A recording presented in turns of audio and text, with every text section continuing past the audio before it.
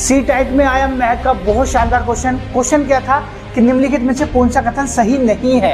एक तो इस पे गौर फरमाइएगा, ये नहीं वाला जो आता है। दूसरी बात कि सभी वर्ग आयत हैं, सभी आयत वर्ग हैं, सभी आयत समांतर चतुर्भुज हैं, तो टोटली कंफ्यूजन रहता है आपके मन में। तो आइए एक ही शॉर्ट ट्रिक से आप सीखेंगे कि आंसर क्या है। तो देखिए, वर्ग होता है, इसके पास 3 क्वालिटी हैं। जैसे एक तो चारों कोणों 90 डिग्री, दूसरा आमने सामने की भुजा बराबर और चारों भुजा बराबर। यह है समचतुर्भुज जिसके पास एक क्वालिटी है कि इसकी चारों भुजाएं क्या होती है, बराबर। यह है हमारा आयत जिसके पास 2 क्वालिटी हैं, जिसकी 90 डिग्री प्रत्येक कोण और आमने सामने की बराबर, और इसके पास समांतर चतुर्भुज जिसके आमने सामने की बराबर। तो आपको कुछ नहीं करना, आपको करना है जिस तरह पंडित जी लड़कियों के और लड़की के गुण मिलाते हैं और देखते हैं कि अगर गुण मिल गए तो शादी हो गई और गुण नहीं मिले तो शादी नहीं हुई, इस तरीके से क्वेश्चन करना है। जिसके पास ज़्यादा गुण वो दूसरे को तो लेके आ जाएगा एकदम, यानी कि वो है, और जिसके पास कम गुण तो वो नहीं है।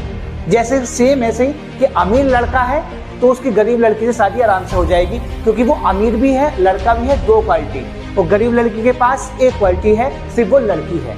तो सेम ऐसे ये क्वेश्चन है कि जिसके पास गुण ज्यादा है तो वो तो दूसरा है, लेकिन जिसके पास कम है वो नहीं है। देखते हैं कैसे कि सभी वर्ग आयत है, तो देखो वर्ग ये दिया, इसके पास कितनी क्वालिटी है, 3, और आयत के पास कितनी है, 2। तो जाहिर सी बात है 3 वाला ये हो जाएगा, ये बिल्कुल ठीक था। बात क्लियर। सभी समांतर चतुर्भुज वर्ग हैं, समांतर चतुर्भुज के पास 1 और वर्ग के पास 3, तो यानी कि बेचारा गरीब रह गया, तो ये अमीर के पास नहीं जा सकता, ये कैंसिल। सभी वर्ग समचतुर्भुज होते हैं।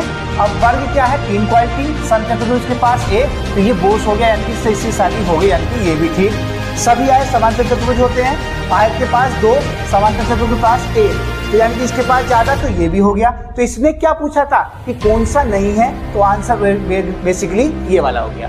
कैसी लगी शॉर्ट ट्रिक कमेंट्स में बताना। Thank you.